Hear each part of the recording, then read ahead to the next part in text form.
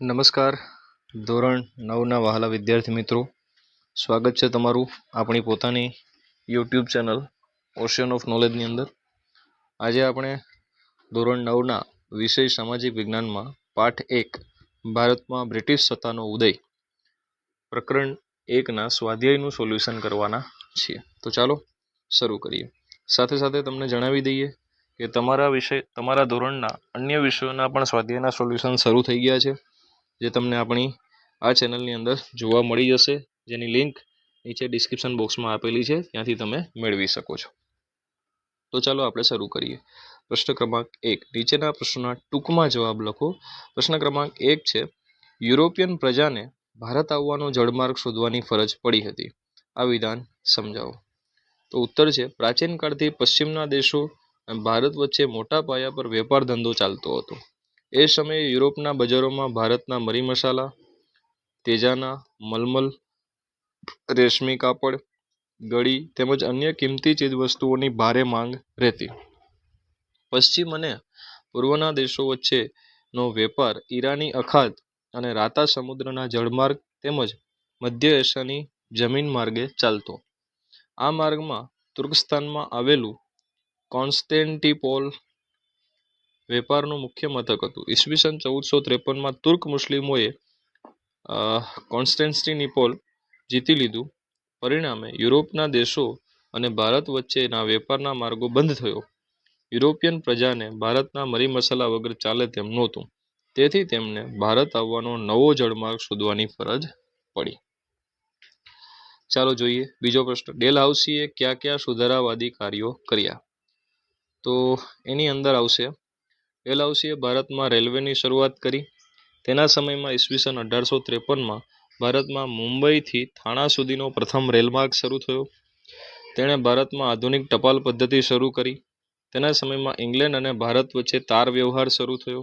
તેણે ભારતમાં અંગ્રેજી કેળવણીની વ્યવસ્થા કરી. તેણે બાળ લગ્ન પર પ્રતિબંધ મૂક્યો અને વિધવા પુનર્લગ્નને છૂટ આપતો કાયદો પસાર કર્યો. આ યાદ રાખજો. તેણે જાહેર બાંધકામ ખાતાની શરૂઆત કરી. તેણે કંપની સરકારના વહીવટમાં પણ ઘણા સુધારા કર્યા. ડેલહાઉસીએ કરેલા ઉપર્યુક્ત સુધારાઓ પરથી એમ કહી શકાય કે ડેલહાઉસી સામ્રાજ્યવાદી હોવા છતાં સુધારાવાદી હતો. નેક્સ્ટ છે વેલેસ્લી. તો વેલેસ્લીની સહાયકારી યોજનાની મુખ્ય શરતો કઈ કઈ હતી? તો એની જે શરતો હતી તે કંઈક આવી હતી કે આ યોજના સ્વીકારનાર રાજાને અંગ્રેજ સરકારનું તાલીમ પામેલું અંગ્રેજ સૈન્ય આપશે, જે આંતરિક અને બાહ્ય આક્રમણથી રાજ્યનું રક્ષણ કરશે. તેના બદલામાં રાજા લશ્કરી ખર્ચ આપશે અથવા ખર્ચ પેટે પોતાની તેટલી ઉપજ ધરાવતો પ્રદેશ અંગ્રેજોને આપવો. તે રાજા અંગ્રેજ સરકારની મંજૂરી વિના કોઈ રાજ્ય સાથે યુદ્ધ કે સંધિ કરશે નહીં. સાથે સાથે તેણે સહાયકારી યોજનાના અમલ માટે રાજ્ય દરબારમાં એક અંગ્રેજ પ્રતિનિધિ એટલે કે રેસિડેન્ટ રાખવો પડશે. અને અંતિમ છે, તેઓ અંગ્રેજો સિવાય બીજા કોઈ પરદેશીઓને નોકરીમાં રાખશે નહીં. ચાલો, આ હતું ત્રીજો પ્રશ્ન. ચોથો પ્રશ્ન છે, ડેલહાઉસીએ ખાલસા નીતિ અંતર્ગત કયા કયા રાજ્યો ખાલસા કર્યા? તો ગવર્નર જનરલ ડેલહાઉસીએ નીચેના રાજ્યો છે જેને ખાલસા નીતિ અંતર્ગત ખાલસા કર્યા. તેણે શીખોને હરાવી પંજાબ ખાલસા કર્યું. મ્યાનમાર બર્માના રાજા એટલે કે મ્યાનમાર એ સમયે બર્મા હતું ના રાજાને હરાવી રંગૂન સહિતનો પેંગુ પ્રાંત ખાલસા કર્યા. તેણે સાતારા, જેતપુર, સંબલપુર, ઉદયપુર મધ્યપ્રદેશનું ઉદયપુર, ઝાંસી, બઘાત, નાગપુર વગેરેના રાજાઓનું અપુત્ર અવસાન થતાં તેમનો દત્તક પુત્ર લેવાનો હક નામંજૂર કરી તેમના રાજ્યો ખાલસા કર્યા. રાજ્યોમાં ગેરવહીવટ ચાલે છે તેવા બહાના હેઠળ તેમણે અવધના નવાબને પદભ્રષ્ટ કરી તેનું રાજ્ય ખાલસા કર્યું. નિઝામ સહાયકારી યોજનાનું દેવું ભરવામાં નિષ્ફળ ગયો, તેથી ડેલહાઉસીએ તેના રાજ્યોનો સમૃદ્ધ વરાળ પ્રાંત દેવા પેટે ખાલસા કર્યો. નામ માત્રની સત્તાનો અંત લાવી ડેલહાઉસીએ કર્ણાટક અને તાંજોર રાજ્યોનો ખાલસા કર્યા. આમ ડેલહાઉસીએ જીત, જપ્તી અને ખાલસા દ્વારા ભારતમાં અનેક રાજ્યોને કંપની સરકારના પ્રદેશોમાં જોડી દઈ અંગ્રેજ સામ્રાજ્યનો ખૂબ વિસ્તાર કર્યો. આગળ જઈએ. પ્રશ્ન ક્રમાંક 2. નીચેના પ્રશ્નોના મુદ્દાસર ઉત્તર આપવાના છે, જેમાં પ્રથમ છે પ્લાસીના યુદ્ધની ટૂંકમાં માહિતી આપો. તો આ રહ્યું. પ્લાસીનું યુદ્ધ ઈસવીસન 1757માં બંગાળના નવાબ સિરાજુદ્દૌલા અને અંગ્રેજો વચ્ચે થયું. ઈસ્ટ ઇન્ડિયા કંપનીએ પોતાના રક્ષણના બહાના હેઠળ પોતાના વેપારી મથક ફોર્ટ વિલિયમ, કોલકાતાની કિલ્લેબંધી કરવા માંડી. સિરાજુદ્દૌલા અંગ્રેજોની ખટપટથી વાકેફ હતો, આથી તેણે એ કિલ્લેબંધી તોડી નાખી. આ સમાચાર મળતા ચેન્નઈના ગવર્નરે બંગાળના અંગ્રેજોને મદદ કરવા રોબર્ટ ક્લાઇવને નાનકડું લશ્કર લઈને મોકલ્યો. અંગ્રેજો સીધી લડાઈમાં નવાબ સિરાજુદ્દૌલાને હરાવી શકે તેમ નહોતા, તેથી તેમણે સિરાજુદ્દૌલાને હરાવવા કાવતરું ઘડ્યું. રોબર્ટ ક્લાઇવે નવાબના સેનાપતિ મીર જાફરને બંગાળનો નવાબ બનાવવાની લાલચ આપી તેમજ નવાબના બીજા વિરોધીઓને પણ લાલચો આપી પોતાના પક્ષમાં લીધા. અમીચંદે 30 લાખ રૂપિયા આપવાનું કબૂલી અંગ્રેજોને મદદ કરી. ત્યારબાદ રોબર્ટ ક્લાઇવે બંગાળનો નવાબ અંગ્રેજોને કનગત ન કરે છે એવું બહાનું કાઢી તેની સામે ઈસવીસન 1757માં યુદ્ધ જાહેર કર્યું. પ્લાસીના મેદાનમાં સિરાજુદ્દૌલા અને અંગ્રેજો વચ્ચે થયેલા યુદ્ધમાં અંગ્રેજોની જીત થઈ. મીર જાફરને બંગાળનો નવાબ બનાવવામાં આવ્યો. તેના બદલામાં મીર જાફરે અંગ્રેજોને બંગાળની 24 પરગણાની જાગીર આપી દીધી. આમ ભારતમાં અંગ્રેજ સત્તાનો પ્રારંભ થયો. નેક્સ્ટ છે કંપની શાસનની ભારત પર થયેલી આર્થિક અસરો જણાવો. તો ભાઈ, કંપની શાસનની ભારત પર પડેલી આર્થિક અસરો નીચે પ્રમાણે હતી કે ભારત દેશ છેલ્લા 2000 વર્ષથી દુનિયામાં આર્થિક ક્ષેત્રે ગૌરવભર્યું સ્થાન ધરાવતો હતો. બ્રિટિશ કંપનીના 100 વર્ષના શાસનકાળમાં ભારત દેશ બ્રિટિશ સામ્રાજ્ય માટે કાચો માલ ઉત્પન્ન કરનાર અને સામ્રાજ્યના તૈયાર થયેલા પાકા માલ માટે બજાર બની ગયો. ઈસવીસન 1708 થી 1756 દરમિયાન બંગાળ પ્રાંત સુતરાઉ કાપડ, કાચું રેશમ, ખાંડ, શણ, મલમલ વગેરે ચીજવસ્તુઓની યુરોપના દેશોમાં નિકાસ કરતો હતો, પરંતુ ક્લાઇવે અમલમાં મૂકેલી દ્વિમુખી શાસન પદ્ધતિના કારણે બંગાળ પ્રાંત આર્થિક રીતે કંગાલ બની ગયો. પ્રાચીન સમયમાં ભારતના ગામડા સ્વાવલંબી અને સમૃદ્ધ હતા. અંગ્રેજોના શાસનથી તે ગરીબ અને પરાધીન બન્યા. અંગ્રેજ સરકારની આકરી અને અન્યાયી મહેસૂલ નીતિના કારણે ભારતના ખેડૂતો પાયમાલ અને દેવાદાર બન્યા.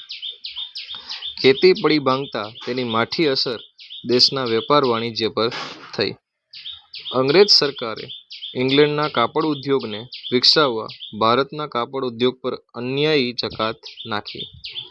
ભારતના હુન્નર ઉદ્યોગો પડી ભાંગે એ માટે અંગ્રેજ સરકારે અયોગ્ય રીત રસમો અપનાવી.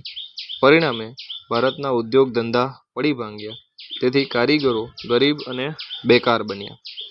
કંપનીના નોકરો ખાનગી વેપાર કરતા. તેઓ બંગાળના વણકરો પાસેથી સસ્તામાં અને ટૂંકી મુદતમાં કાપડ પૂરું પાડવાનો કોન્ટ્રાક્ટ લખાવી લેતા. ઇનકાર કરનાર વણકરને તેઓ ફટકા મારવાની કે જેલની શિક્ષા કરતા. કંપનીની જોહુકમીના કારણે બંગાળનો ધીકતો સુતરાઉ અને રેશમી કાપડનો ઉદ્યોગ નાશ પામ્યો. આમ કંપની શાસનની ભારતની ખેતી, ગૃહ ઉદ્યોગો અને વેપાર ધંધા પર વિનાશક અસર થઈ. પછી જોઈએ પ્રશ્ન ક્રમાંક 3. કંપની શાસનની ભારત પર થયેલી સામાજિક અસરો જણાવો. તો કંપની શાસનની જે અસરો છે સામાજિક, એ નીચે પ્રમાણે છે. અંગ્રેજ વહીવટ દરમિયાન વર્તમાન પત્રોના વિકાસથી પંજાબમાં વાણી અને વિચાર સ્વાતંત્ર્યની ભાવનાનો વિકાસ થયો. વર્તમાન પત્રોના માધ્યમથી વિચારોનું આદાન પ્રદાન શક્ય બન્યું.